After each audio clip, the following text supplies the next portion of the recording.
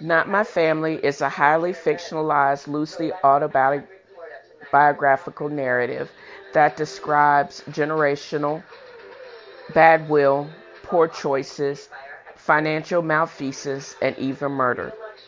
The generational craziness is propagated like a tidal wave, threatening to drown everything in the deluge.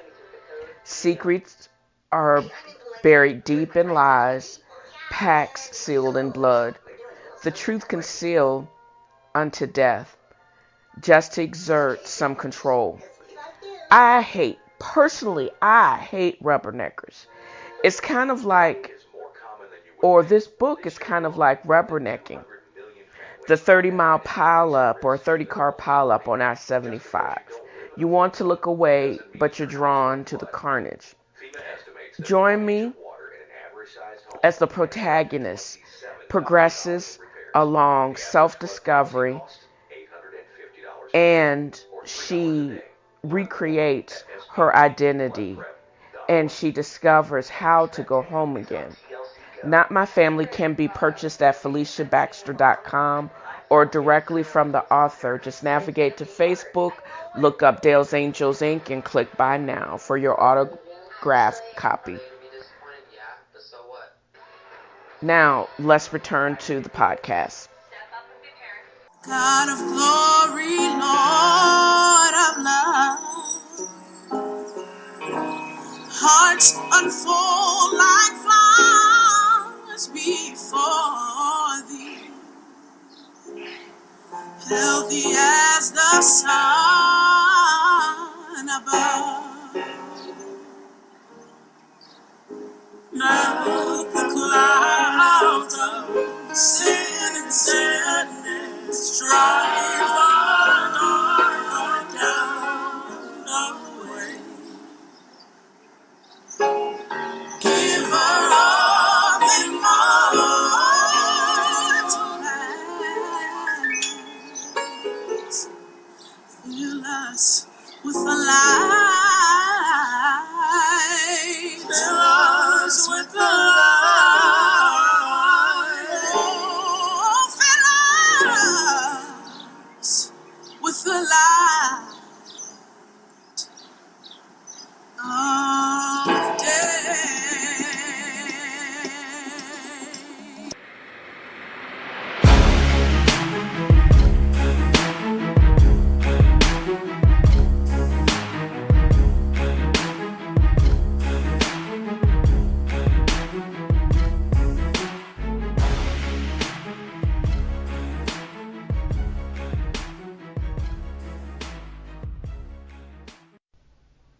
Hello, and welcome to another episode of TNFro is Reading, broadcasting from my hotel room at the Renaissance Chinatown in Washington, D.C.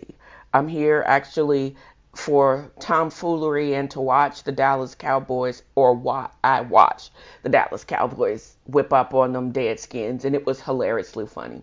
I got to hang out with a good friend as well as my superstar cousin, Viva Brown from New York City, and it was just an all-around great weekend.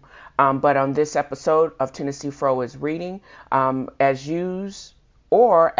per usual, I will just be discussing Black Excellence and who's doing the thing in National Cool. I'm going to be doing a recap with my cousin about this iconic weekend, who we spotted and what made it such a great weekend, who I want to invite to the barbecue, my take on the 2020 Democratic candidate lineup, as well as who I'm giving the side eye to. Also, podcast reboot and just other random ish, and the Unwoke Chronicles, as well as Chatterbooks and my read, my affirmations, and then the conclusions. I think you'll thoroughly enjoy this episode, and I can't wait to get to it. Thanks.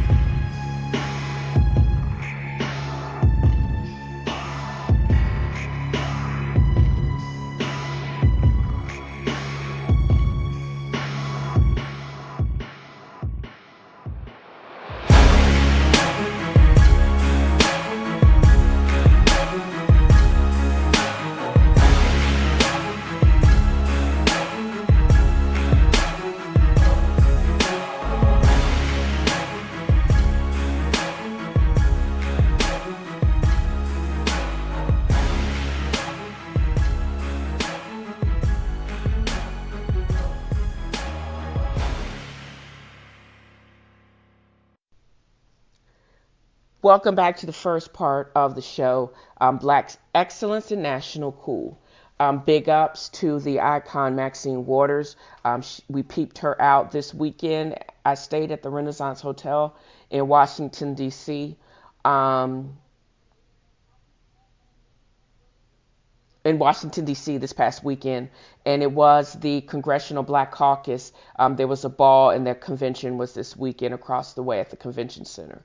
And she was just so gracious. And she's actually into, evidently, football, because she skipped a part of the conference and watched the football game down in the president's bar for a couple of hours until it was obvious the Redskins lost. And that goes into my second Black excellence. They're not black, but I love the Dallas Cowboys. And don't hate, we just great. I like that. Don't hate, we just great.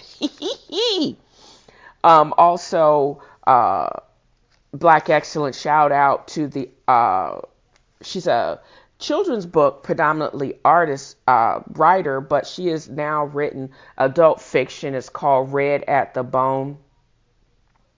In her writing exemplifies, she writes against stereotypes, but she brought up a topic that I'm going to have to look up because evidently it really isn't taught in schools, because I had no idea that this happened.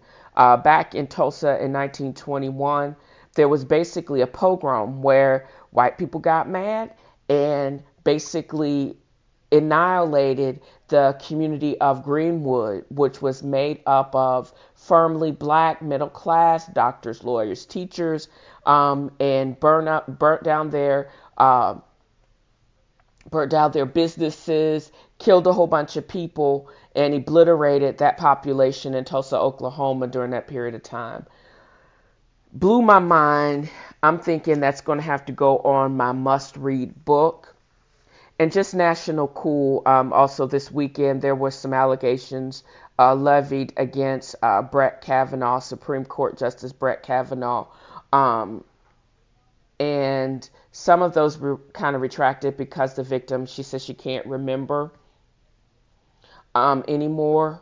But sometimes I think when you are that traumatized, or if you were that drunk and you just have a little bit of amnesia for the event, you're not going to remember.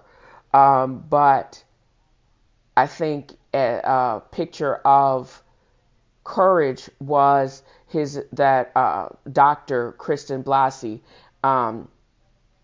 Ford in her testifying after so many years and standing up to that grilling and subjecting herself to that grilling at his confirmation. And we won't forget, and it's just roll back in our rights to be protected and the justice that we're supposed to be afforded in the Constitution. The treatment of her and all his other victims, I think is deplorable. But she still stands, and I believe she's still teaching, even through the death threats and et cetera of herself and her family. So big ups to her. And then Coach Tony Bennett of the UVA men's basketball team, he turns down a raise and wants to reinvest his raise or his salary back into the program. And I think that's absolutely amazing. One, he's already a millionaire just from his salary from the school. And they did go to one of the finals this past year. But I think that is amazing. He's investing back in the program, education, as well as the athletic program. So big ups to Tony Bennett of the UVA basketball team. And I also want to extend out to the audience. If you know of anyone predominantly black or brown, and anyone that's just doing cool things, acting like a human to uplift their community, please forward that information to me. Either you can hit me up on Instagram, like by direct message, or shoot me a DM tweet, or send an email to TNFro@gmail.com, and I'm surely will add it to my growing list of things or people that are doing great things in the community.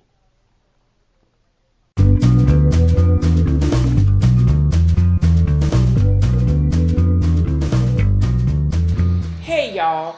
This is TNFro, aka Felicia Baxter, a relative newbie to the podcasting game. In an attempt to continue to live my best life, it seems as if I always have some type of hustle going on. Traveling Vineyard, India Hicks, writing my book, which is titled Not My Family, dropped last week. All of this comes at a cost. It's not free. It takes effort to create a buzz and to create content.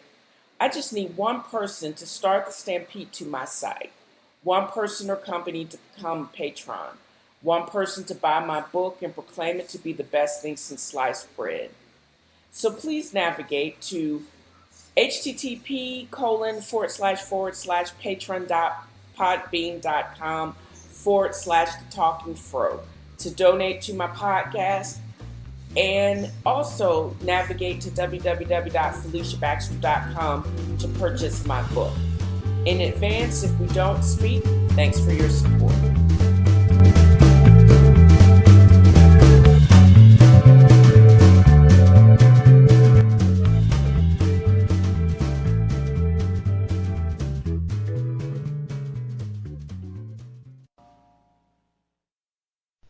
Welcome back to this part of the show. This is becoming vastly one of my most interesting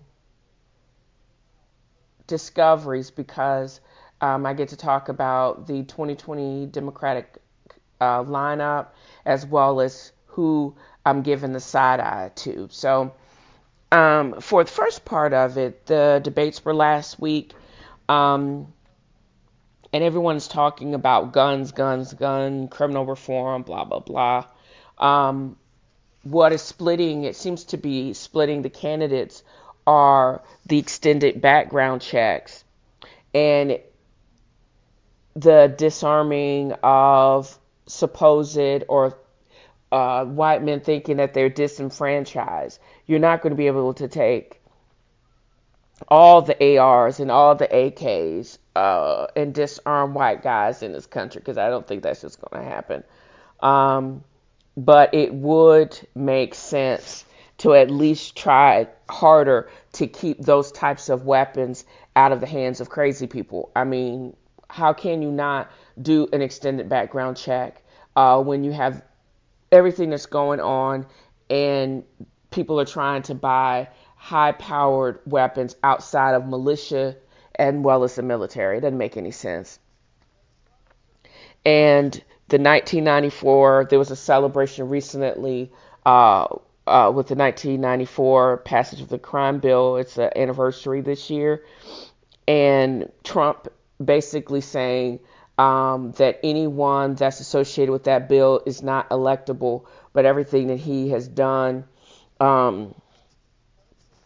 from the criminalization of being an immigrant to some of his other reforms, he's done nothing but set criminal justice and reform back 20 years. And who I've been giving a side eye to for the past week has been Antonio Brown. He actually played and scored this past Sunday for the Patriots. And he is still probably going to continue to play because the NFL is really slow to investigate sexual misconduct.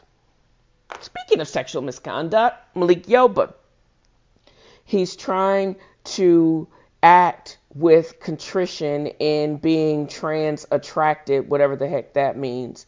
But it still doesn't negate his exploitation and pedophilia back in the day.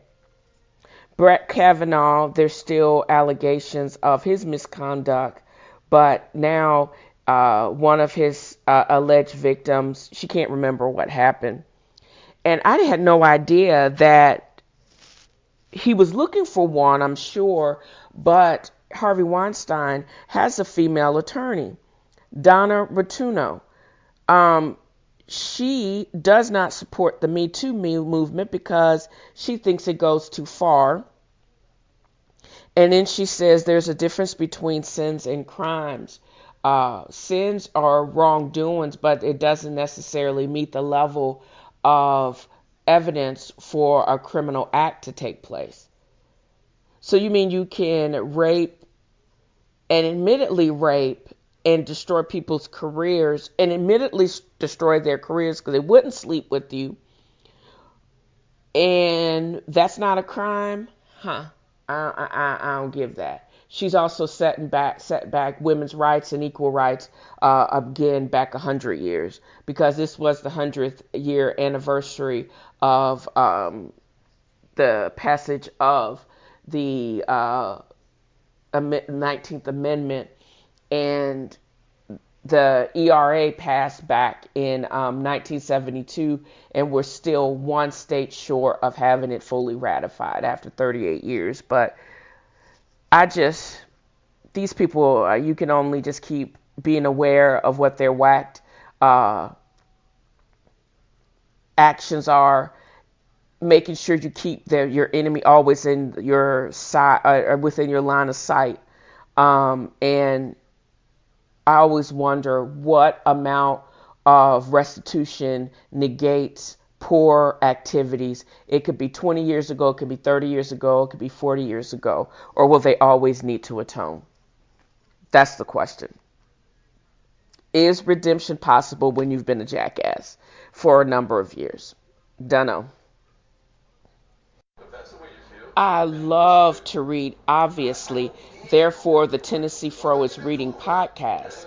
But for those hard to find titles, navigate to alibris.com. Alibris.com is chock full of hundreds of thousands of titles at a reasonable cost. So navigate to alibris.com/Tennessee Fro for those special deals. Plus, you can also navigate to dalesangelsinc.com and check out updated daily deals at your pleasure. Now back to the podcast. Welcome to this episode of Tennessee Fro is Reading. I'm your host, Felicia Baxter. Well, right now I have on the line my favorite cosmopolitan cousin, Viva Brown, who is actually recording from, where are you, Viva? I am in Brooklyn, New York. Woohoo! But where specifically in Brooklyn are you? I am at Hampton Drive, my favorite neighborhood bar. I call this my Cheers. When people are here, I'm in the corner. So you're the norm. So when you walk in, they're like, Viva! Maybe not the norm, because there's people that are here, more often than me. I do have a 9 to 5, but I see. I be here a lot. I be here. But see, it's 5 o'clock somewhere, and it's actually 7:13 Eastern Standard Time. So cheers, homie. Ain't no shame. Ain't no shame. Cheers. Clink, clink.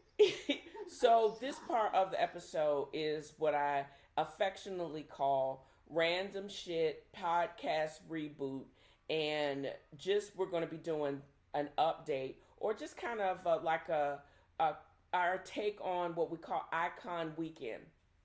I actually just had probably one of the best weekends I have had in a while, and it was planned, kind of.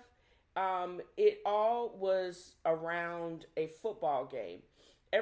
For the past couple of years, I've actually been blessed to be able to go to FedEx Field to watch the Dallas Cowboys smack around the Redskins. But of course, Viva, she's not a football fan. She just kind of hung out for the bacon and the Renaissance Hotel. But I was sitting here thinking, since Viva went back to New York, what made the weekend the Icon Weekend? And also, she shared a link to her podcast. She is a recurring hostess of a really hot podcast called CD Effect. And I'm hopeful we'll have the time to unpack her involvement with the podcast, and to be able to explain this one statement of the other host, when he said, if we didn't have issues, we wouldn't have a podcast. I thought that was apropos, and it was probably a very good statement. As well as Viva also hipped me to Stephen King's new book, The Institute, and she also, I'm assuming, she may have started reading My Sister the Serial Killer. So I'm actually going to just pause there. And besides you being the coolest cousin on the planet, if you could just introduce yourself, Viva, and right now she's in Brooklyn, New York, but just a blurb on what the dealio is with you and why why you came to DC this weekend. First of all, I didn't know I was your favorite cousin. Oh. Actually, you just the only cousin I don't want to punch in the neck. But go. Okay, I'll take it. I'll take it. It's just like you and Jason are like and Nissa too. I don't talk to her and I don't hang out with her as often, but y'all are just the cousins that just don't get on my nerves. And that's just baseline how I will hang out with y'all. Y'all just don't annoy me. Yeah. No, and I feel like that's what this weekend was about. Like it was just hanging out. So oh my goodness, that book was so good. I finished it on the bus on the way home. And it was just like a super chill, like, everybody doing what they want to do. No pressure. It was a really fun weekend. And, okay, I don't want to spoil it yet. If you, like the best part. Okay, so I started reading it. I downloaded the sample as soon as you told me about it when I got to DC on Saturday. I was saying the best part of the weekend, of Icon Weekend. Was the what? Oh, so what really was it for you? I mean, was it seeing Maxine? Was it just? It was. Okay, so this is the only visual, and I'm gonna have to probably upload this too, because I actually, when I post the podcast on Podbean, it goes to WordPress. I'm gonna have you fainting when you saw Maxine Waters. I'm just good. That was hysterical. That was that was so funny. Yes. Oh my goodness. She waved at me back and she blew me a kiss. Well, she blew us a kiss, but No, she blew you a kiss. She was the last one because it was like, hey y'all, and then she bounced. But what was so funny about her was because it was Black Caucus, Congressional Black Caucus weekend. Their conference was on Sunday, and from what I understand, it was supposed to start like 11 and go until 11 at night. However, the Dallas Cowboys and the Redskins were playing at 1 o'clock. She didn't leave until almost 3. And I had no idea. Her and her crew were, I don't know if they were Dallas Cowboy fans or if they were Redskins fans. But I don't know. She didn't bounce until it was almost like third quarter, and it was obvious that Dallas was whipping up on the Redskins. So I'm assuming she's a Dallas fan. I'm just saying she's a Dallas fan. I'm just going to claim her for Dallas. But she was just so... One, I saw her like earlier was it that day or yes, it was like literally like a couple of hours before we saw her on the Joyanne Reed show on MSNBC. But we saw her prior to that, and the only reason why I knew who she was from that show, because she was actually in the Renaissance with us. And then I looked up and I was like, that's Maxine Waters. She was just on the television, and then then you found her because you were stalking her in the sports bar. And she looked a lot smaller. I think she just looked like so much more. She was like little and wizened. But she looked like she was pretty much a firecracker. I wish, between her and Senator John from Atlanta, we get to walk, and even Roland Martin, we get to walk among history. And that's what I kind of like about DC. You never know who you're going to see and when you're going to see them at all. And it was just cool, like all of that clout that was in that hotel this weekend up until everybody checked out on Sunday.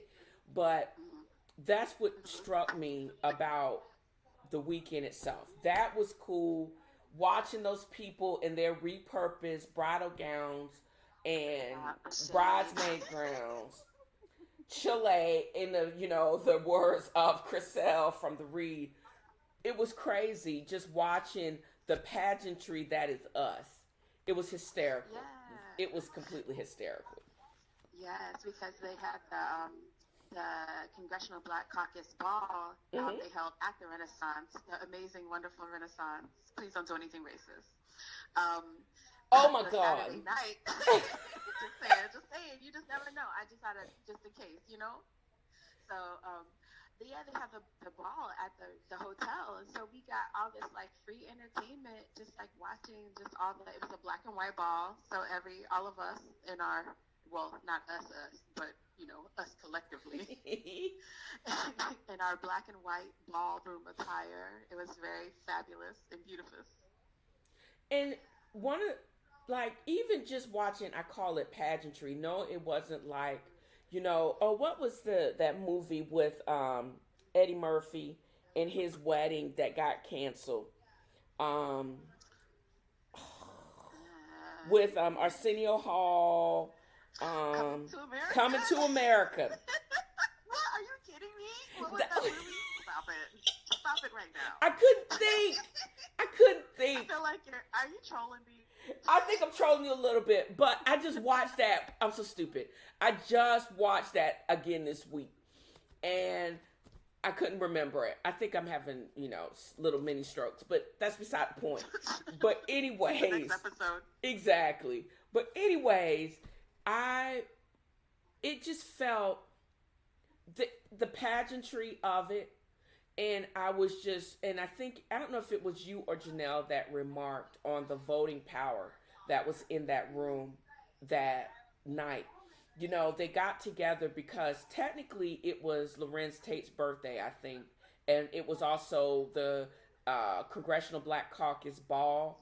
But there were at least over 2,000 people, anywhere between 1,000 to 2,000 people that actually rolled up in that ball. Now, we didn't see all of them because I think it was general admission. But from what I do understand about how many people, and it was packed that night, just the clout that was in that room. You tell me Lorenz Tate was there? Y'all saw Lorenz Tate too? Y'all didn't tell me that either. Didn't see Lorenz Tate. Didn't see Dougie Fresh because I think they came in the back way. They were definitely not GA. They were one of the sponsors. Right. There was somebody that looked like his brother, but he looked kind of old. So we think it was maybe a cousin or a lookalike. But then again, I kept spotting people, and I was naming people that probably wasn't there, and I think that was the wine. But it was just, I got to remark on just the voting power that was in that room, and I think if we don't show up and show out, act like we trying to hide something like our lighter brothers did to us, the trolls that did to us in 2016, we're going to have another 970 days and 22 minutes and 3 hours of this nonsense that we call this current political climate. And it doesn't have to be this way. It's just like anything. It doesn't have to be this way. We have the ability to vote his ass out. And we have the ability just within our own sect. If anything, yes and no, because at the end of the day, we still are only 13% of the population. So yes, we should maximize that 13%. Exactly. But we can't do it by ourselves. Right. Anybody that's somebody, if you make sure you vote and then you got to tell somebody else, another black or brown person, and then tell all their little white friends and then all their white friends. That's how we're going to beat this mug. So. Tell everybody. And besides that,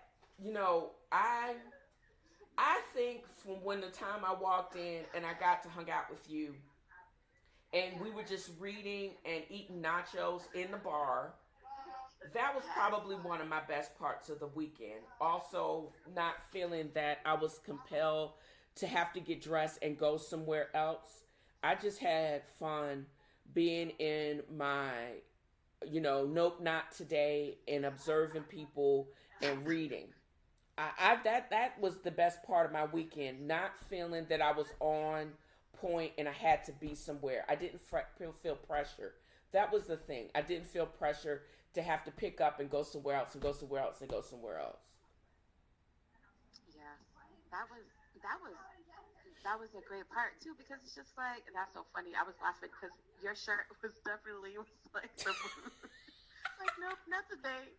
Just chilling, and because it's so funny because it was black and white too. So I was like, you should just go ahead and go to the ball. You I was dressed appropriately.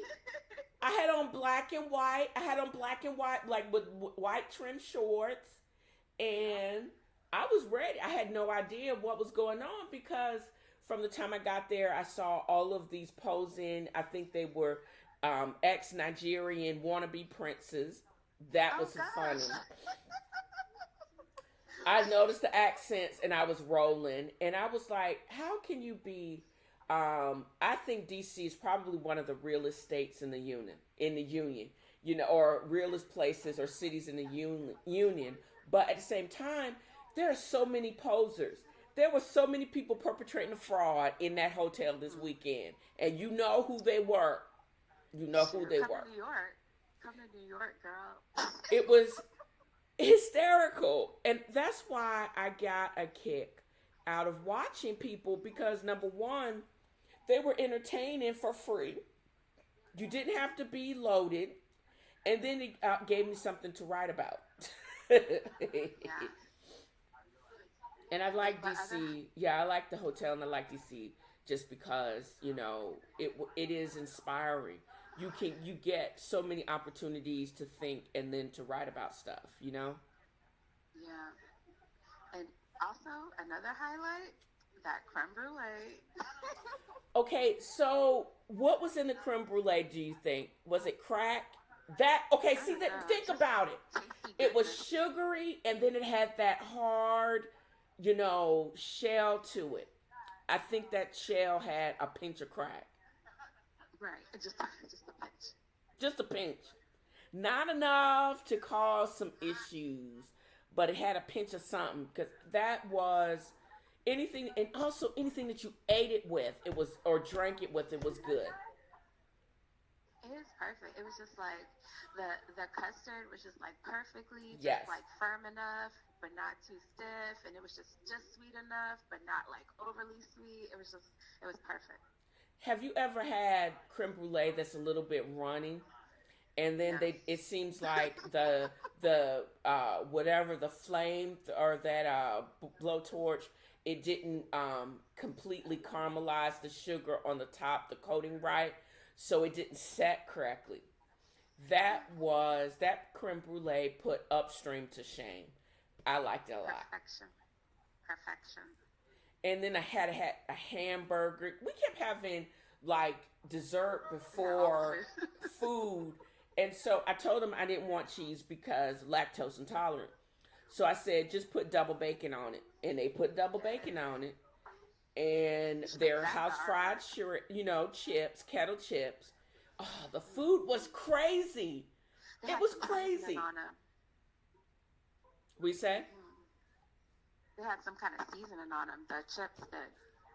I have never besides the fries that are at Rosie's, because Virginia legalized gambling.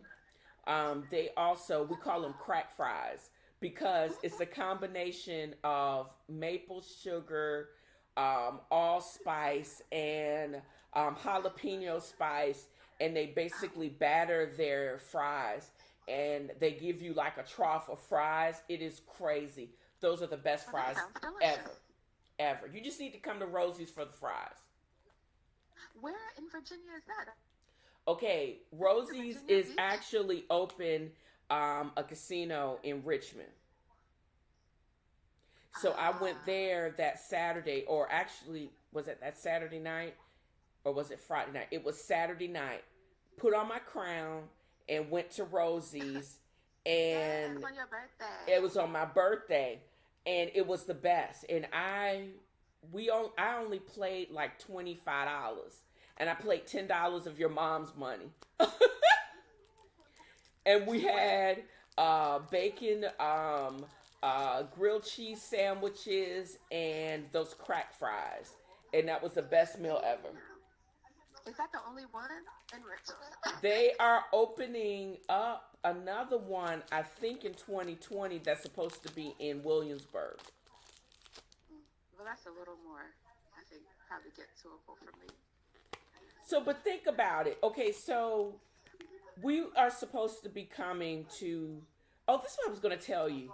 Look up Poets and Poetry, the bookstore in DC. Okay.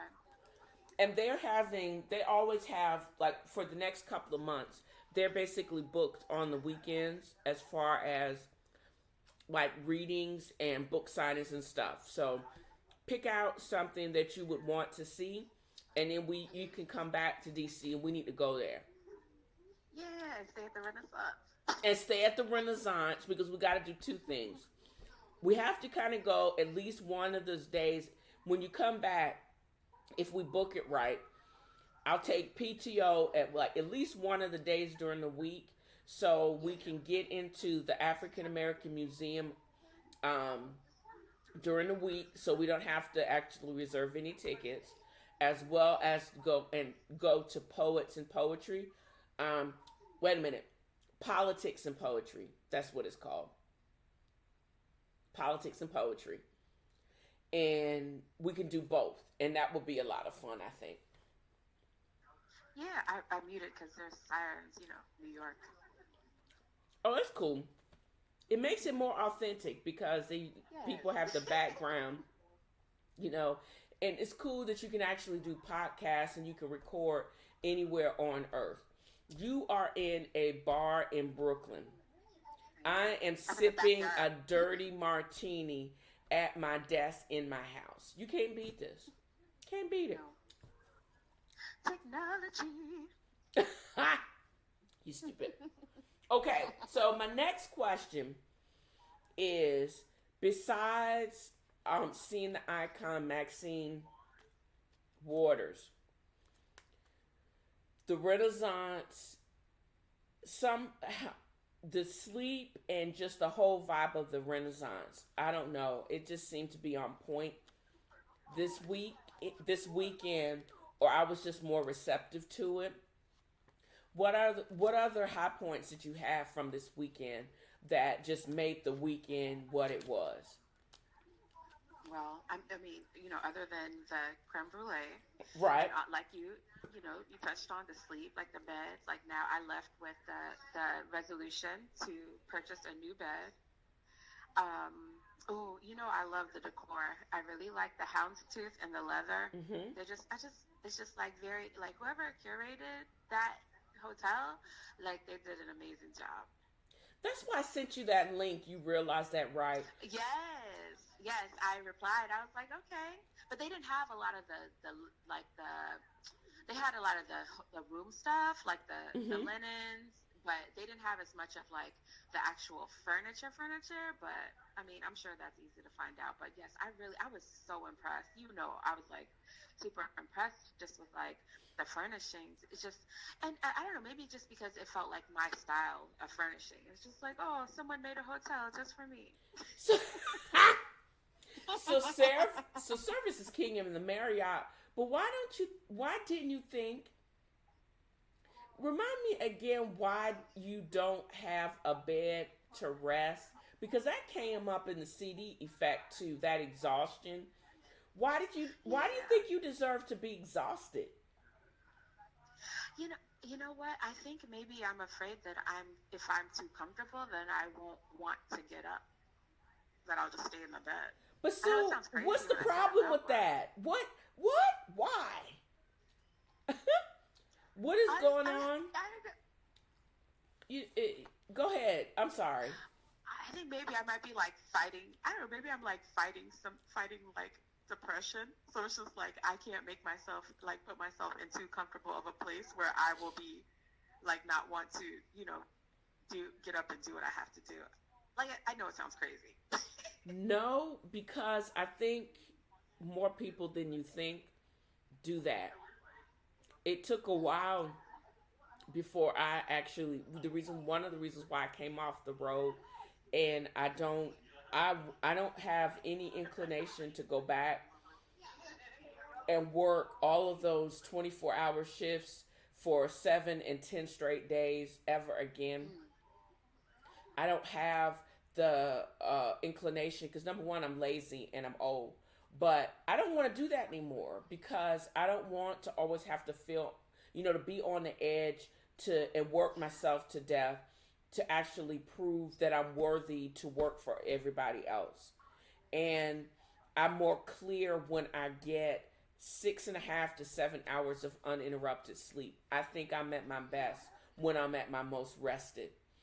And if you always on your guard, where you, like my thing was, I always have to be on my guard because I'm always ready to have to pack and go to the next. For the last 20 some odd years, I've always had to be ready, pack, travel light, so I can move on to the next thing. I'm not trying to do that anymore. My whole goal is to figure out, how am I going to stay in the current position where I am in for the next several years? How am I going to do that without punching people in the throat? It's actually very easy. Yeah, don't do that. Yeah, stay to myself and just do my cases and keep it moving.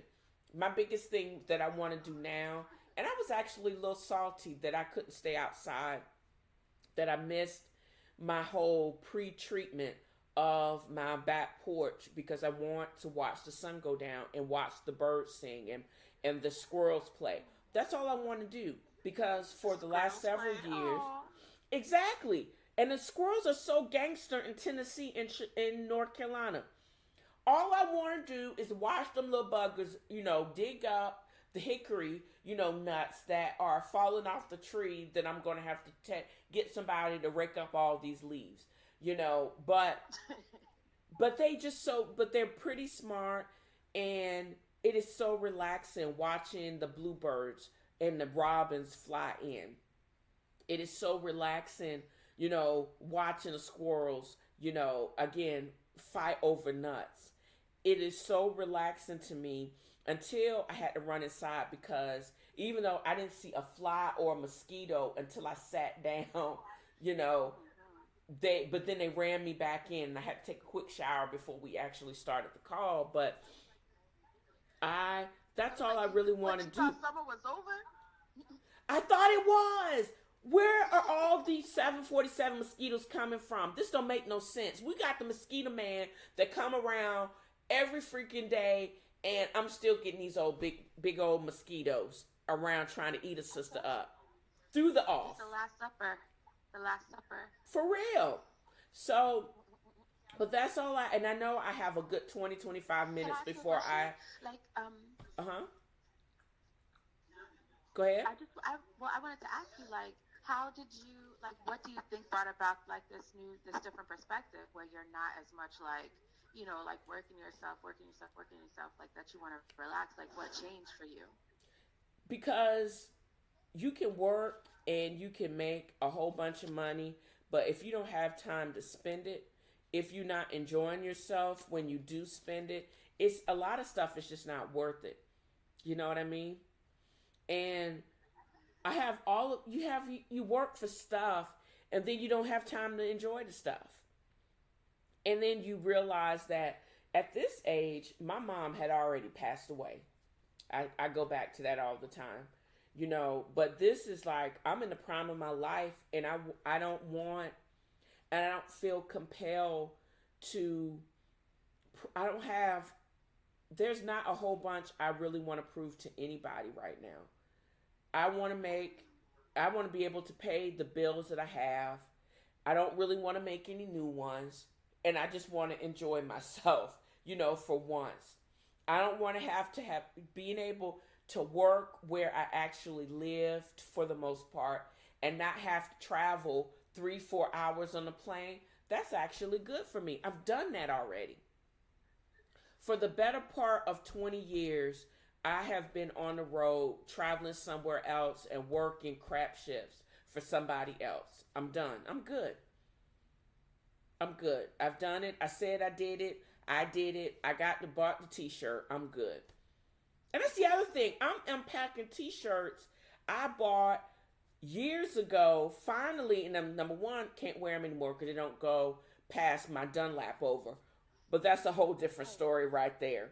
But I don't need another T-shirt ever again, for real. I've already done it. And now it's Hey, like just investigating what I like to do. If I want, I've written a book, I'm thinking about rewriting it or adding addition, and I got time to consider that. So I'm good. I feel you. Hey, I just wanted to say on the whole T-shirt front Hmm. because I have a lot of T-shirts too. So what I decided I'm gonna do, I'm gonna make like a T-shirt quilt. That way I get to keep the memory, but I know I'm never gonna wear the shirt. So just throwing that out Okay, there. You know, you can. so you got that from Jeff Bingham because his Did wife I? think I got it from Audrey. Pinterest. But I think they bit that off of Jeff Bingham. What is this? Oh, what was that show called? She made him a T-shirt of all of his con. She made him a quilt. He called it his wubby from all the concerts he had ever gone to. And yeah, Okay. but that sounds like an Thank you, awesome Jeff idea. Bingham. That really does. Yeah. Oh, that's do you know who do you know can make a t-shirt quilt? Who's that good of a So sewer? Your mom. So I have some. Yeah, oh, I should ask her to help me because I have some aspirations. But she actually is like skilled in that. But I haven't seen her sew in a long time. But when I was younger, I used to see her sew all the time for making costumes for Yeah. the daycare kids. So your Yes, mom, I I'm gonna think do that. that would Yes, be so much fun. And tack it. Oh, I'm not even gonna volunteer. I can give y'all some yes. t-shirts, I'm gonna supply my T-shirts. but I'm not gonna be able to sew jack squat. I took German instead of home ec. I'm just saying. We got you. We got you covered.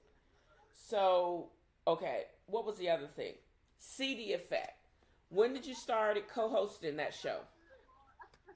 So, Chris is my very good friend and also my landlord. Um, he started the podcast at the beginning of this year, so it's only been around like for I guess like 8 months, 8.5 months. Uh huh. And so I joined around maybe April, and so there's four of us. It's Chris, Amir, Jordan, and myself. Mhm. And we just talk about like just kind of like removing all of the things that we've been presented with of this is what life is supposed to be, this is supposed to make you happy. Just basically finding out who we are by removing like, the things that we've been presented with as who we should be.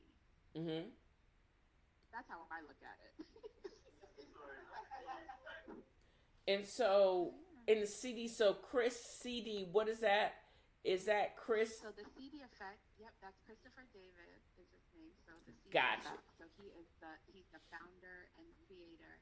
So he and Jordan are the co-hosts, and then Amir joined, and then I joined. So we're like the full staff now. So, but Chris, he creates he came up with the idea. He, for the most part, kind of comes up with topic, but going forward, there'll be a little bit more variety as far as that's concerned. He's been challenging the three of us to come up with some ideas and to kind of, format the show and kind of take the lead. So, going forward, there'll be a little bit more variety. He's very much concerned with growing all of us, and so it's a good thing. And do you guys are you sponsored by his because he's also a manager of some an artist guild or some artists, right? Yeah, he's a director at the Artist Fund, so he is he's very much concerned with kind of like helping people live to their fullest potential. So like what he does there is like he helps artists like kind of find work between jobs or if they're transitioning to a new career, and that's just one of the things. I mean, there's a few things, but he's very about people, but no sponsors. Pretty much all like self-funded, Hmm. all volunteer work, no sponsors so far. And that doesn't seem like it is a thrust because, as he said, and as you said, the whole premise of the CD effect is to work through some stuff. You know what I mean? Right? Yeah. Yeah, that's pretty much it. And so it's the four of us working through stuff like literally in real time. So, we're having this discussion. Sometimes it gets a little spirited. We don't always agree with each other, but it's basically, think of it as like group therapy, like for other people's listening interpretation.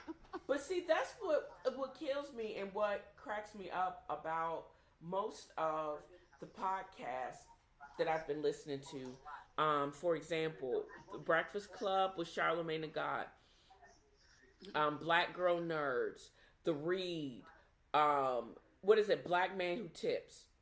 All of them just push and support fixing yourself and counseling and just unpacking the emotional crap that keeps people bound.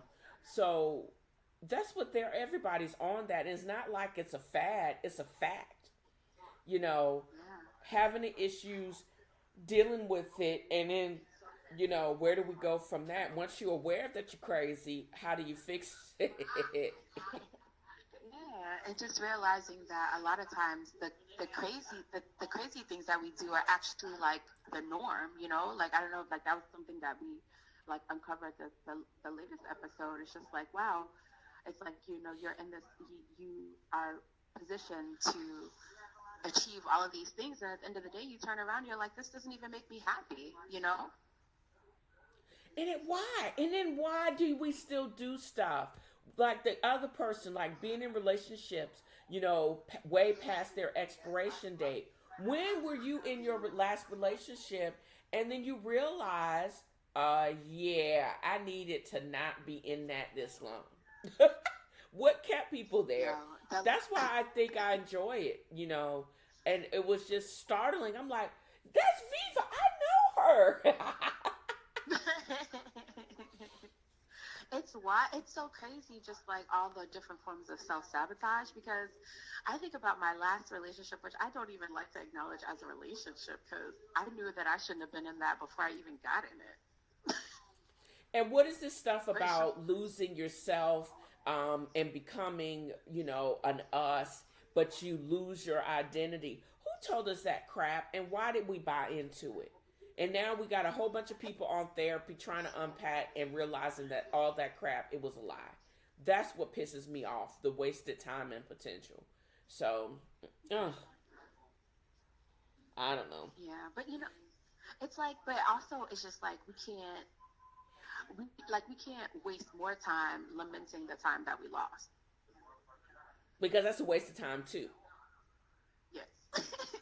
So we just gotta move forward, but at the same time unpack the stuff, like not pretend like it's not affecting us, but deal with it so that it doesn't have to continue to affect us.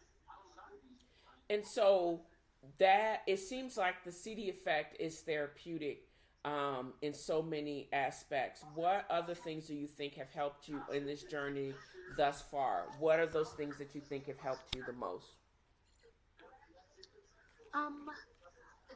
So I did like a kind of like, there's like different, like a personal, I don't even know, like a life coaching type of session or whatever, like a workshop that helped me. And there's different ones out there, but what I realized also from the CD effect is that there was so much stuff that I was keeping in.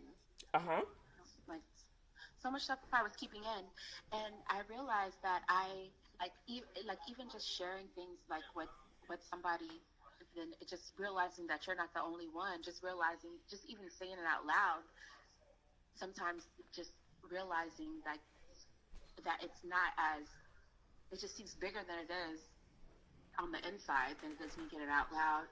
And then also, like, I'm in search of a therapist right now, so I do consider the podcast like group therapy for me, so it's like doing in the meantime, but I know that I definitely need, like, one-on-one, like. So how did you do that? How did you get to, and you lived in New York how many years now, and you do not have a therapist? We're gonna have to revoke your cool No, New Yorker card.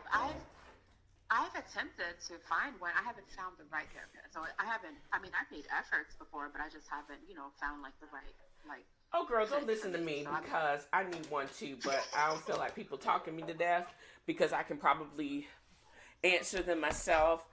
That's the whole thing why I don't have a personal trainer, and I know I need one. I just don't feel like it because, again, you ain't talking me to death. That's crazy. I know it's crazy. I know it's crazy. And it's not. It's just that it's like sometimes it's hard to take, we're just there like on the diving board, and sometimes you might not be ready. Because that's the thing. At the end of the day, we already know what it is, and it's just like, are you ready to, like, fix it? Because the thing is, the therapist is not about to tell you something about you that you don't already know. They're just like helping you to realize the thing that you already know. Exactly, and admit it, and how you deal with it, and go from there. So the only thing is, I know, and I'm like, well, so what are you waiting for? Because there's no excuse about why. What are you waiting for? Exactly. It's not like I don't have amazing insurance that basically pays for everything. I know I would approve my therapy, and it would be more helpful to me to be able, to be able to say and unpack some stuff, because I wrote this recently. It's not fair for you to unload all of your emotional and psychiatric BS on friends and family members. You have to be able to have an innocent bystander that's professionally trained, that can allow you to unpack, years and years of stuff. And that's where I know that I'm headed to. There's some stuff, because if I'm going to be able to go to the next level, I'm going to have to unpack some shit, And it's okay. Yeah. And it's okay. And that's really what it is, right? It's just like I could continue to like live my life in this way and be whatever. I don't want to say content, but it's just like I know that I'm not going to get the full experience of this one life that I have in this form unless I take that next step. So I mean, you're right. Like fear, really. I guess like fear is what is keeping me from taking that next step. I think I had the whole thing too, Viva. My birthday this year, I think I have not had this much fun since my 40th birthday, but it had me reflect on what exactly do I want to do with the next 48 years. No more lying about how old I am, but how am I going to do the next 48 differently,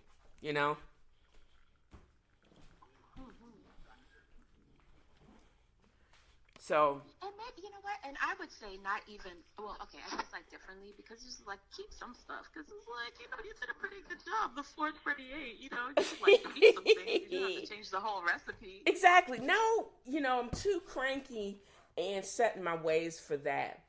But there's some stuff that I would have preferred to done just a little differently, and I go back, maybe I'd go back to this too. Are you still there? Hello? Viva. Hello, can you hear me? Yes, I sure can. Hold on, wait. Okay, I can hear you now. Okay, because I was moving around making a drink, but that's a whole different story. So, when I first got to North, what I would have wanted to do differently is back in, when did I first get here? In 2001. 2001. I had nothing to do. So what I would do is I hung out at the Barnes & Noble, and I would participate in poetry readings. I honestly wish if I had kept up with that, I would have been able to continue to create, and I would have probably had a whole booklet, just instead of having maybe like 8 or 10 different poems and stuff that I had wrote back in 2001. I think I would have had a collection of stories or a collection of works that I could have published before my current book. I wish I would have continued along that line and just continued to create. I wouldn't have, if I had not been so focused on, getting my next, doing all those shifts and stuff and just taking the time to continue to create and even to practice drawing. That would have been so much more relaxing to me, and I honestly don't think that it would have not taken me 2 years to unwind and to relax to where I am now. You know what I mean? I hear you, but also just like it's like to me, it's like when you're saying like what you wish you would have done. It's just like you could still do that now. Oh, I'm still doing it now, but I just look at this 20. How am I now? 28. When did I get here? At 31. How I would have just, it would have been so cool if I could have continued to do what I'm actually doing now. That would have just given me time to be Tennessee Fro or an NC Fro more, just longer. Does that make sense? Yeah. Absolutely, 100%. But It's then I not going to guess like stop I me just went from back. creating Yeah. now, but I wish I would have had the guts and just been able to continue to do what I was doing 20 years ago. But I'm just not going to stop me from doing it now. You know, Toni Morrison Yeah. didn't start writing in no way. I'm so not her. But she didn't really start writing until she was in her 40s. See? And also just like that's part because like when you weren't doing it when you first moved there, then that was part of the process to get you where you are now. You know what I mean? It's just like maybe you wouldn't even have like the same like depth of material to draw from to create. You know? Okay, that's a nice way to that's very polite, and I appreciate that. But at the same time, I'm gonna take that. You know, for once in my life, I'm not gonna take that as a L. I'm just gonna take it as Yeah. that's pretty as an L profound. for lesson. For L for lesson, because I had to go I think through. Charlamagne said that. Oh, that's hilarious. But that is a whole part of the process. Now, how am I going to dip into everything that I've done or didn't do or would have done and continue to create? And that's exciting. Yeah. That is really exciting. Oh, yeah, I sold a story today. Another story. See? Congratulations. That's my cousin, y'all. And I did do, as a part of this particular podcast, I call it 1919. Mm. And it was my take on, you know, we have all these amendments that keep saying the same thing. And it's, you know, if no one allows you, or you have the KKK running against you and lynching and mutilating people, and you have other women basically coming out against ERA, Harvey Weinstein's lawyer, who's a female, saying that she don't even That's believe in Gloria the Me Allred's Too. daughter, right? I'm sorry, who that again? Isn't that it's like Gloria Allred's daughter? No, it's not her daughter. Is what's her name? I hope not. You mean to tell me the baddest bitch in legal is her mama? That's the bad bitch, and this chick's mama is Gloria Allred. You have to be shitting me. For real, Viva? Wait, you know what? Let me Wait a check. minute. You know I'm going to have to look this up. Hold on. Donna Rotunno, that's her mama? Gloria Allred is Donna's mama? No, that's not her name. Wait, no, maybe she's not. But I think she was. Wait, hold up. Let me not spread rumors. Girl, you know I'm on getting ready to go on Google.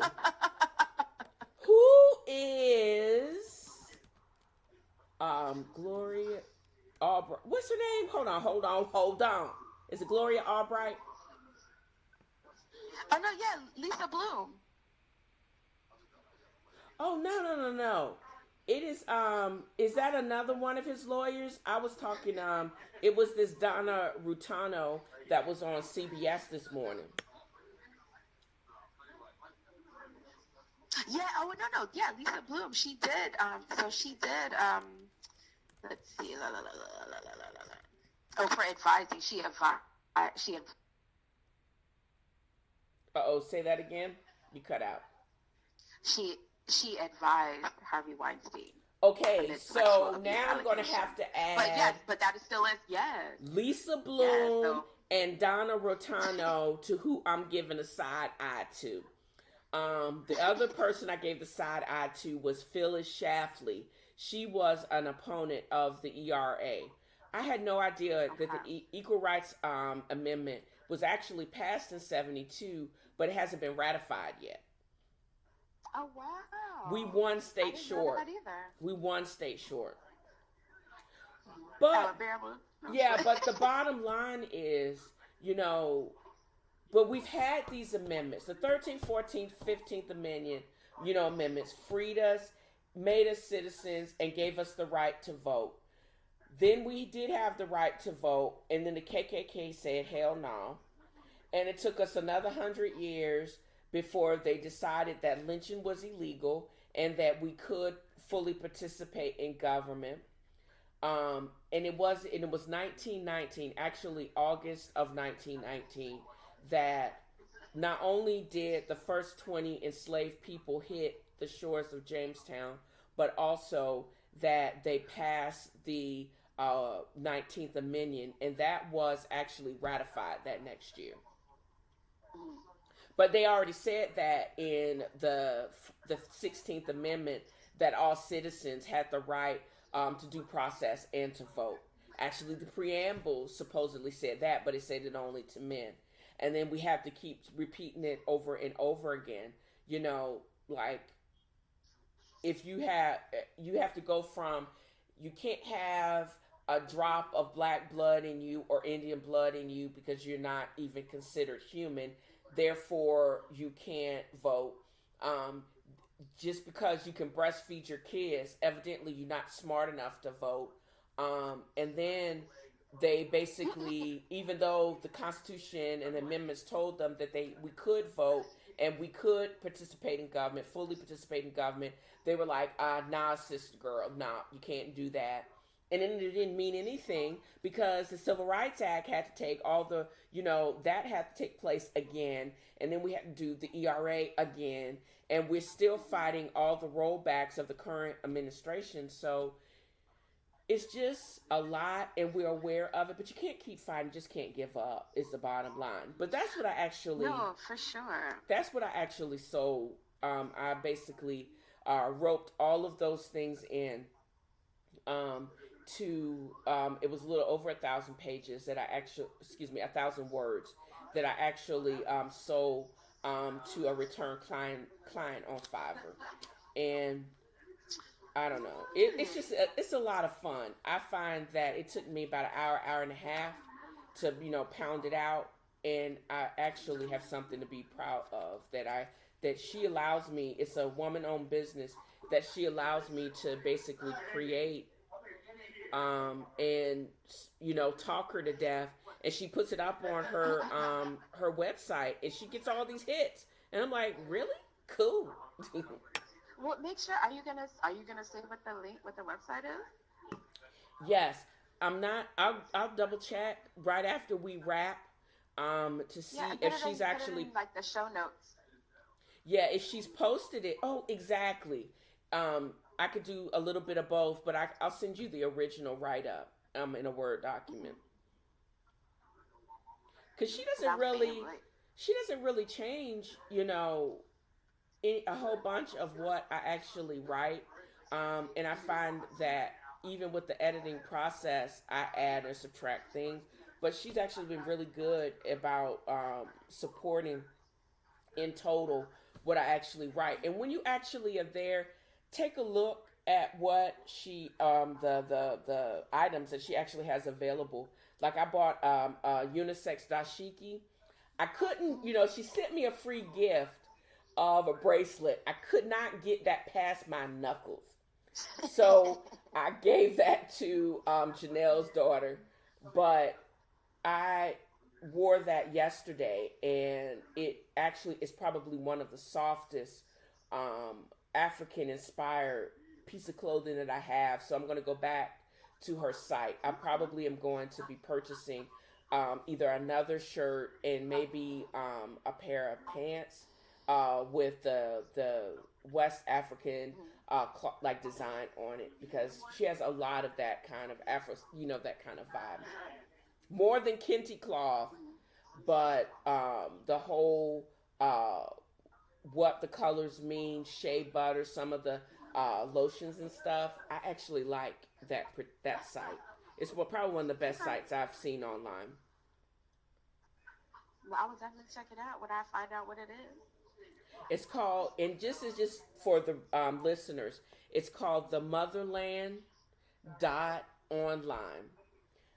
It's everything Afrocentric, from professional wear, because with this new business casual, this particular site has everything that you can basically be able to wear in and out of the office, comfort, and to express your African ness and who you are and your individuality. And she didn't pay me to say African-ness. African-ness. Ness. Ness. So. My Africanicity. Your Africanicity or Afrocentricity. And whatever that means. Have you started reading My Sister the Serial Killer? I have not. I'm going to start tomorrow on the train. So, okay, homie, when is your book club? It's Saturday, but it's like a thriller. Like thrillers, I finished that Stephen King book like over the weekend. It'll be fine. Okay, you actually kind of right, because I did read it, and it's like a little over 200 or 300 pages. I checked it out from the library, and it's gonna trip you out. The next time we talk, we need to talk about that. Yes. And what your take on that was. But I think we have covered a lot. What you think? Yeah. Yes, I'm so blessed to be a part. Thank you for inviting me to participate on your podcast. And how many drinks have you had since we started talking, or you don't drink or eat when we talk? Only two. Me too. Well, I had one before we started, so I only had one while we were recording. Okay, so that means you only really had like 1.5, maybe 2. Okay, that's what I'm gonna say. I had the same. So with this episode, and okay, got one more thing before we hang up. Okay. Yes. What are some of the topics that you, in all of most of the variety of the podcasts that you've been listening to, especially for the last 7 to 14 days? What is one of the things that you would like to get off your chest that the other podcasters have been discussing that you need clarification or you completely agree with?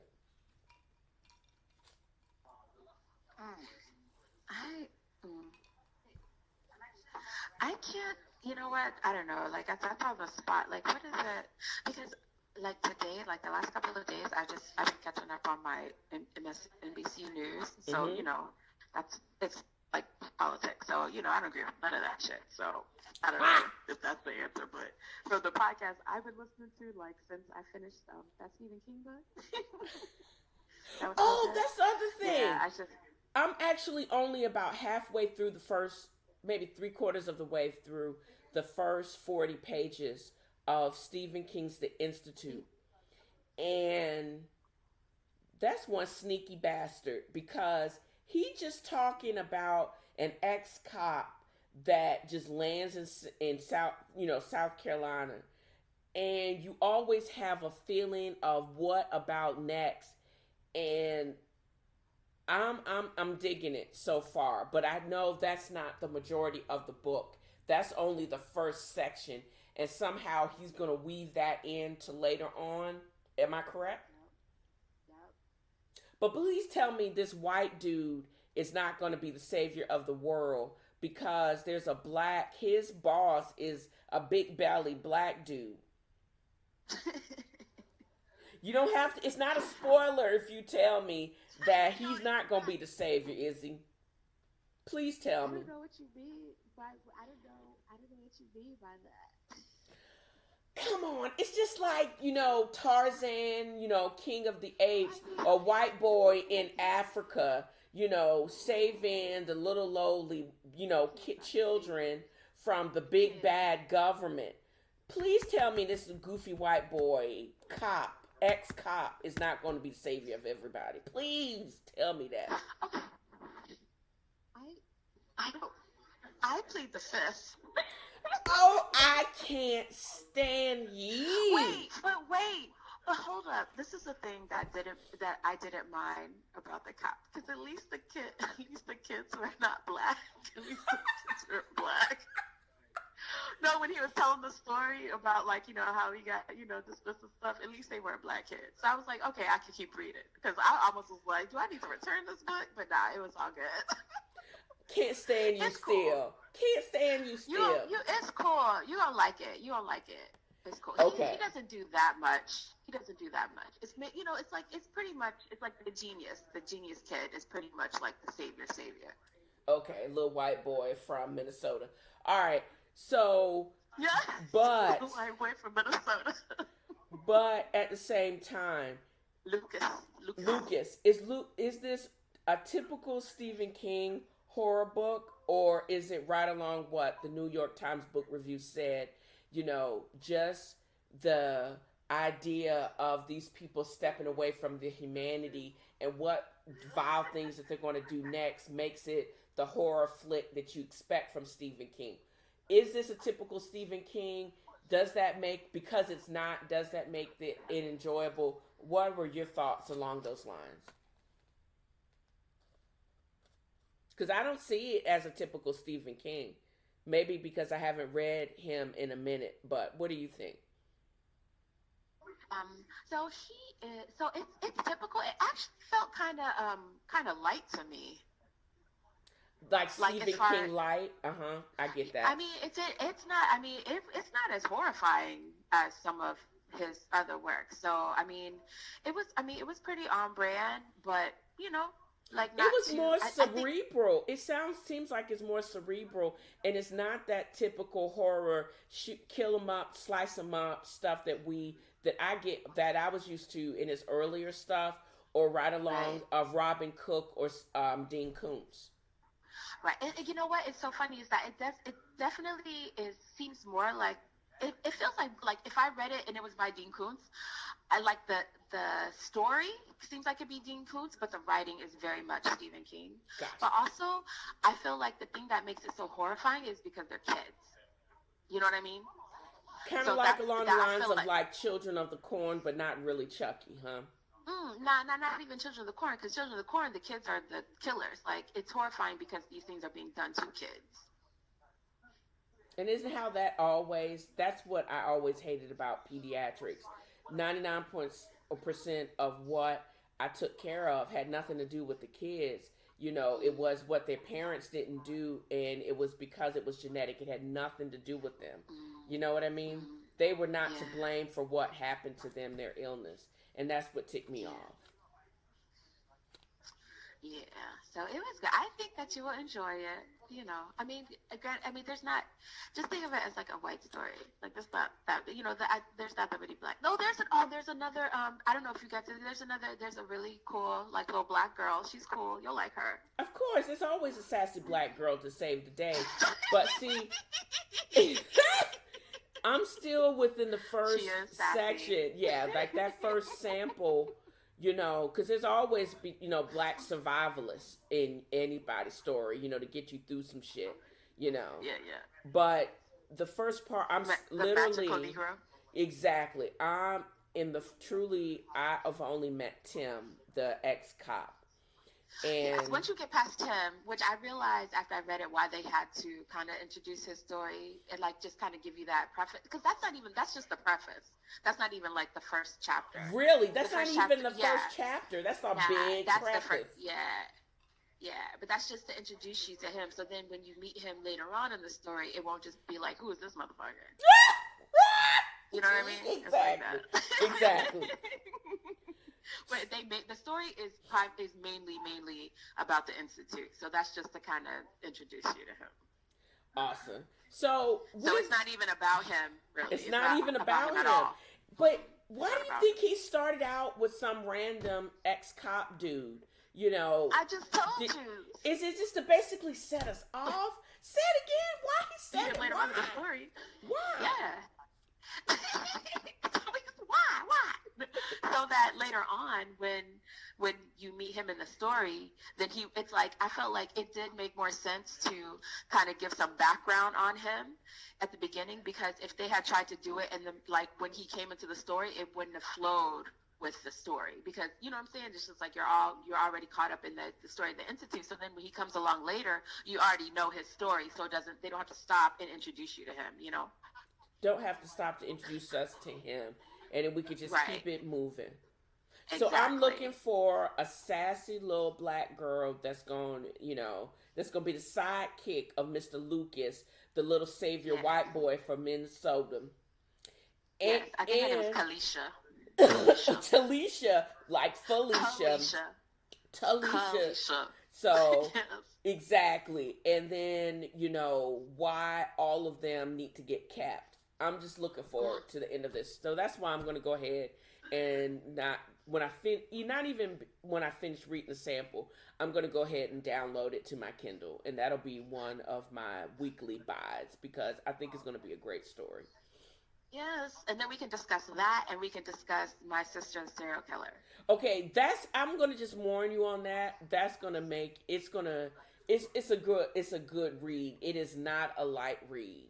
It is definitely, and I don't know if it's a Nigerian thing, but that writer is basically the same as Bossy Igby. They're both from the same country, so there's some shit, girl. Oof. Okay, I'm excited. Well, I think you'll like it. I gotta finish it by Saturday, so. Exactly. So, when is your book club on Saturday? It is at 3:00. So, on Saturday. I want you to pencil me in. I'll probably hit you up either that day if you don't have anything going on, or just hit you up on Sunday and then see what you think. Because by that time, I'll probably be finished with the Institute, and then we can just circle back and talk, kind of compare notes on both. Sounds good. And then I could give you also how the other girls, how they they felt about it. A lot of them read it already, so I've got that the end is maybe not, but the story sounds good. Maybe the end might not be what I would want it to be, but no. Let me go back. Good. Hold on wait. What do I remember of the ending of that book? No, the ending was kind of whacked. I wanted to punch both of them characters in the neck. Oh, girl, you're gonna need to read. We're gonna need to talk about this. I'm gonna have to holler at you on Sunday. You're gonna have to pray for me, because I thought it was a little whack. But go ahead. I get that.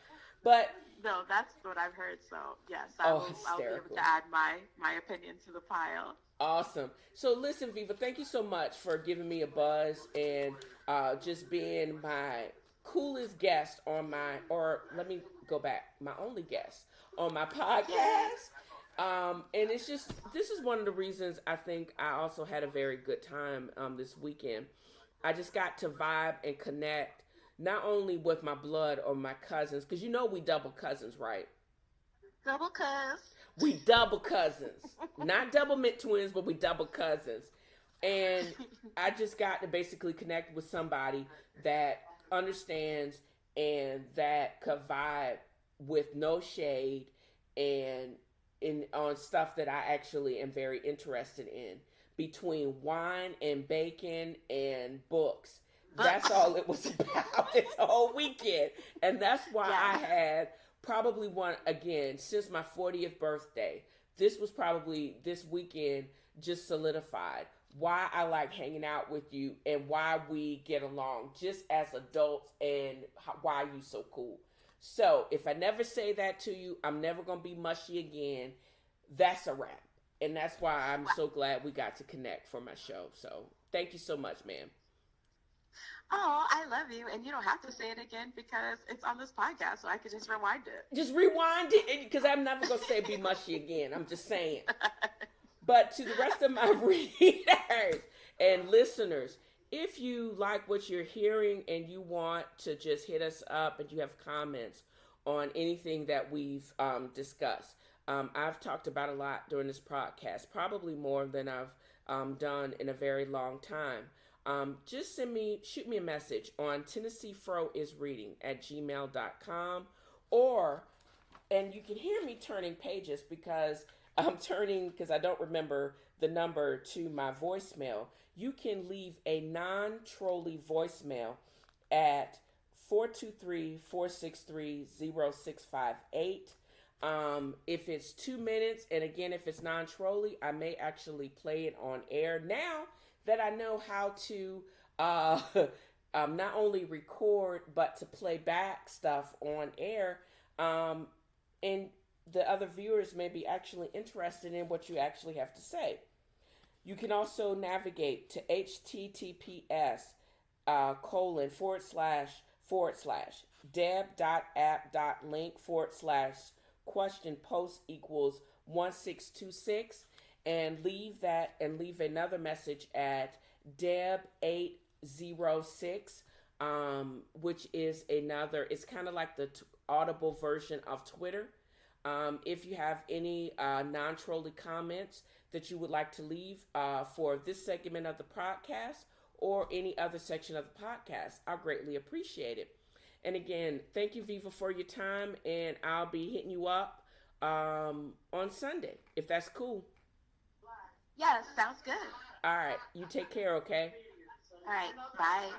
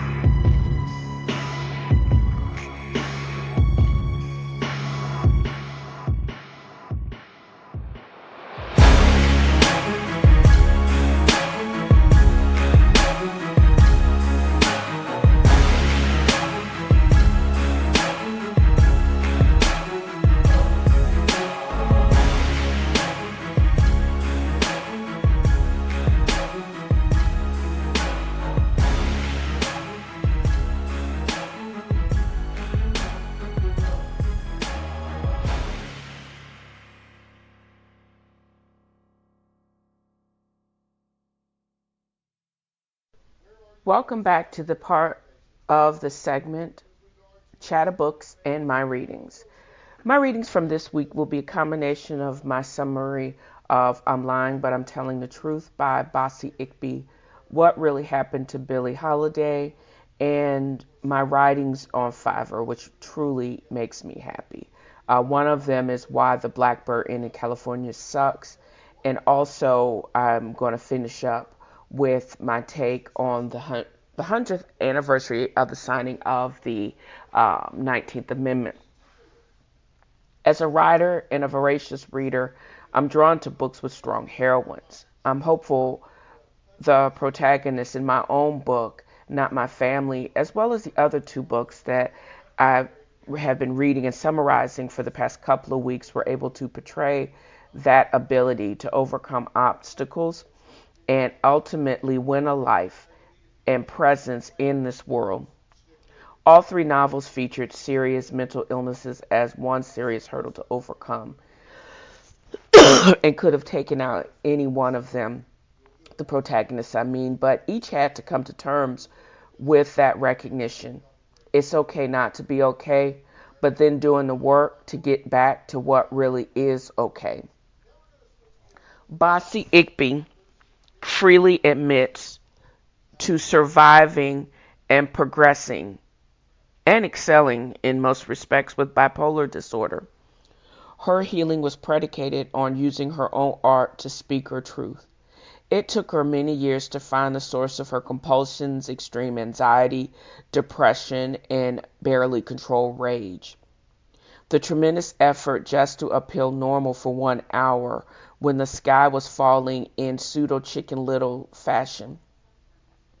Society has very little understanding or empathy for mental illness because of the insidiousness of these illnesses, with no organic start but are infiltrative and as malignant as cancer. With the bottom line, the chaos, turmoil, and pain, it really doesn't have to be that way. Billie Holiday was probably one of the most authentic, and she was successful entertainer, even though the public during that period of time at the height of Jim Crow did not understand her. The trauma that she sang through and gave her music its unique soul came from years of abuse and depravity. She had PTSD from being raped at 10 and 4 years of age.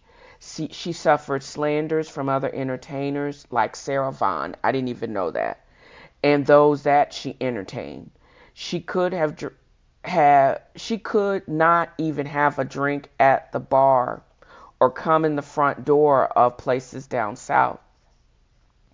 During bus rides and stops in the dirty, she saw the mutilated bodies of men and women hanging from the trees. Southern trees bear strange fruit indeed. She self-medicated with heroin and alcohol for years and knew the criminalization of drug abuse is not helpful and gives you no chance of cure. I wonder if I did correct that in my Instagram post or on my Facebook page. But I wonder what Billy would say about this opioid crisis. And I know she would not be in agreement with the 1994 criminal law bill that basically gave harsher prison sentences to crackheads. Lady Sings the Blues was first published in 1956, and she would die in 1959, not of the heroin overdose that we were led to believe, but from heart and liver failure from the years of self-medication of the pain that honed her talent but ravaged her body. She was clean at her death, but arrested due to possession of heroin that may have been planted by crooked police of the time. And if it wasn't apparent, I did really like both. Actually, I love my book, but I really did like, and I found it helpful.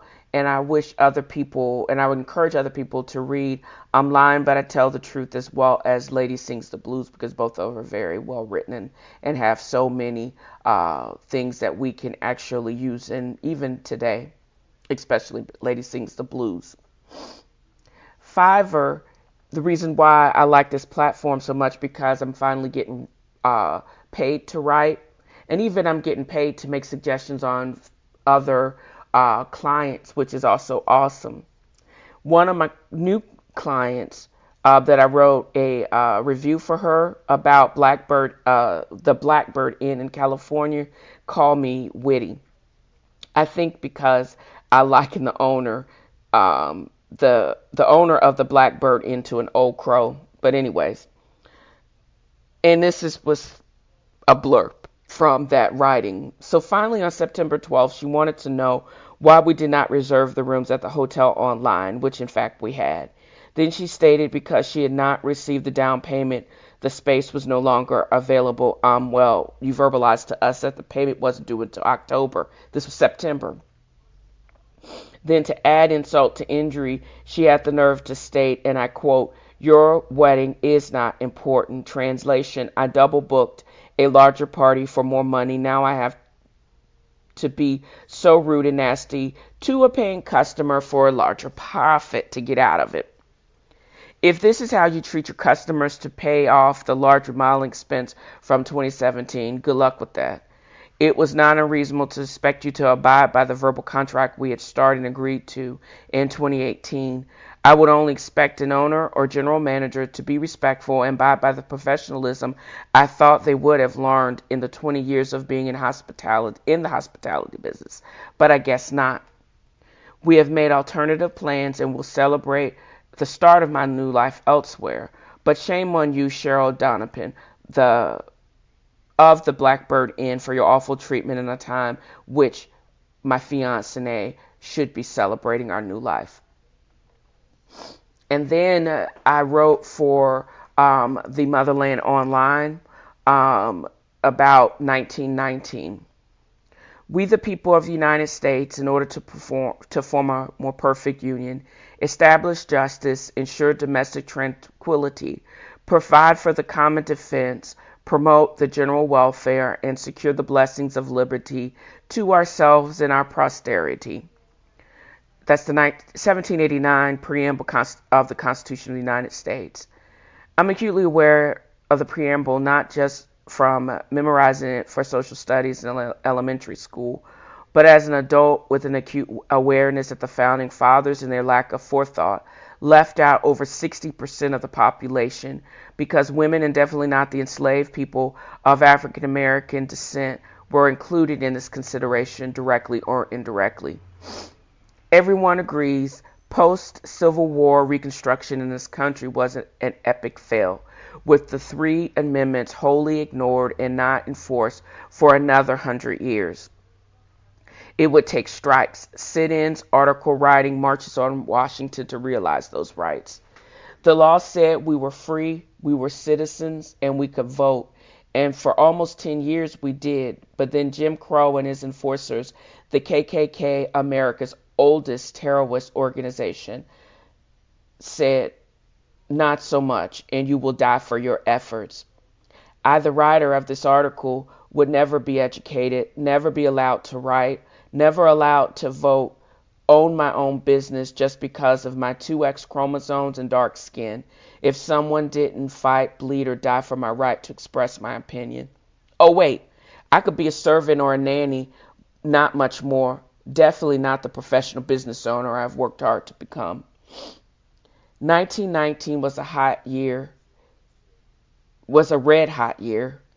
We mark 100 years since the passage of the 19th Amendment, with some smaller recognition and celebrations in Broward County, Florida for Women's Equality Day, which was August 26.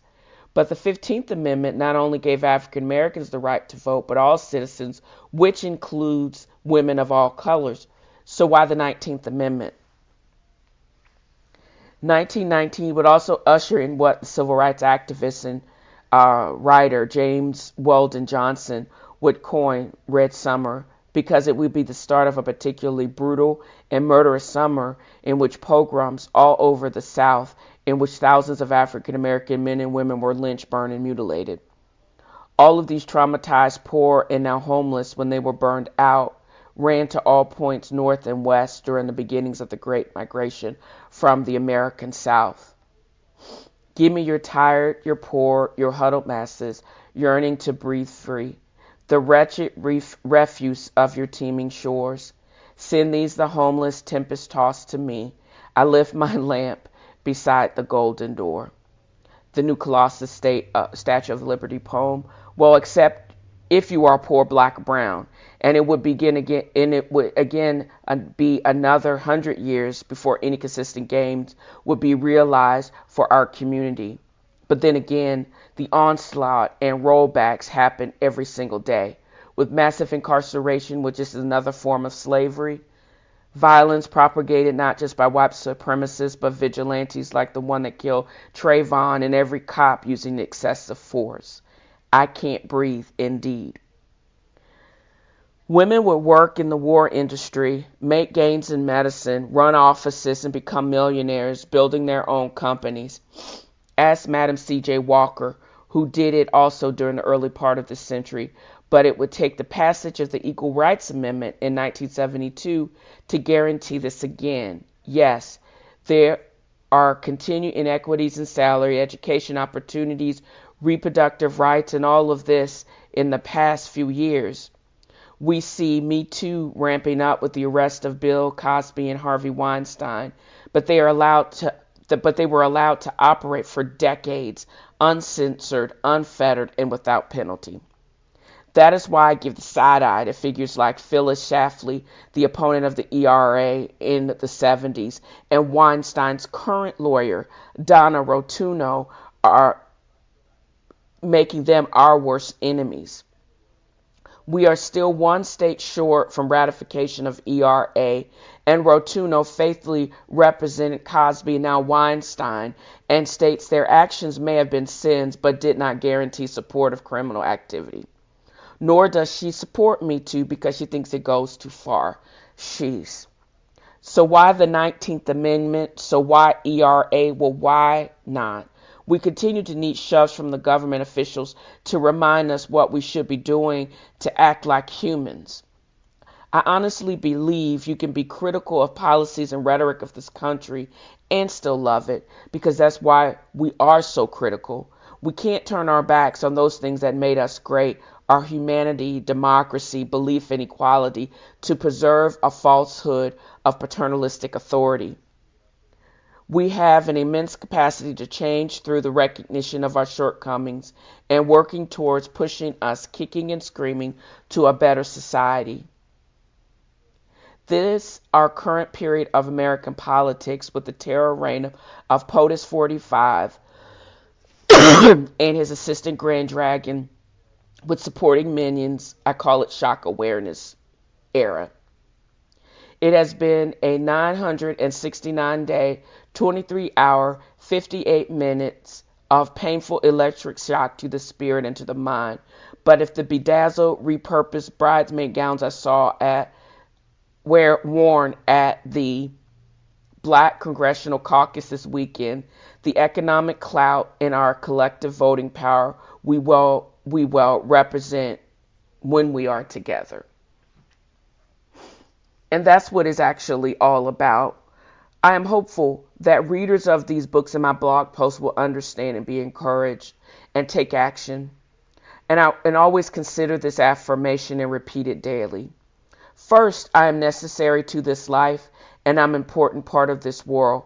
I refuse to be a slave to fear, anxiety, and bitterness. I will always work on bettering myself, therefore I can help better and build someone else up. Because that's what it is, paying it forward, right? And next up on my next read, I'm going to be starting discussions about The Institute by Stephen King. And continue to follow me, and I hope you enjoyed this part of my read.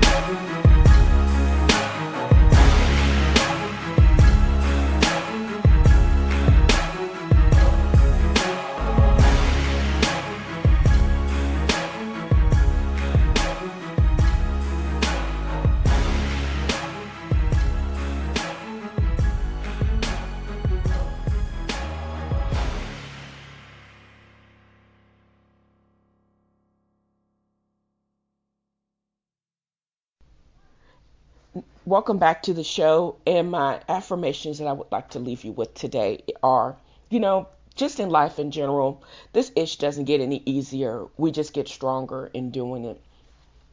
We can be our own worst self-critic. A lot of what we suffer mentally, the jabs and pokes that bombard us every day, are usually self-inflicted. You need to be able to make yourself stronger and to self-edit. You just should not overdo it.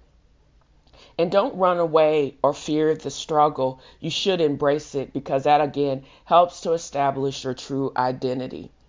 But just don't overdo it. It's all about balance. So stop being so hard on yourself. That does it for another episode of TNFro is Reading. I'm hopeful that you enjoyed this episode. You were entertained and you got something that you can write into your own truth. Join me next time as I continue to explore the world of books as I plan my next travel of shenanigans. And follow me on Vocal Plus as well as on Facebook. But don't forget to navigate to www.dalesangelsinc.com to find out the latest nerd news and updates. And if you like what you're hearing, please navigate to TNFroisreading@gmail.com. Drop me a line. I may actually read it on air. You can leave a voicemail at 423-463-0658. No trolley stuff, because I will delete it. And don't talk the machine to death. 2-minute limit. Also, you can leave a type of voicemail through the Deb 80 app. You can navigate to https://deb.app.link/post equals 1626. Again, if it's not too trolling, I'll actually let it be, or I'll play it on air. And again, it's all about positivity and how you choose to live your life. Try to live it the best way you can and to the fullest, and live within your truth. You guys have a great week.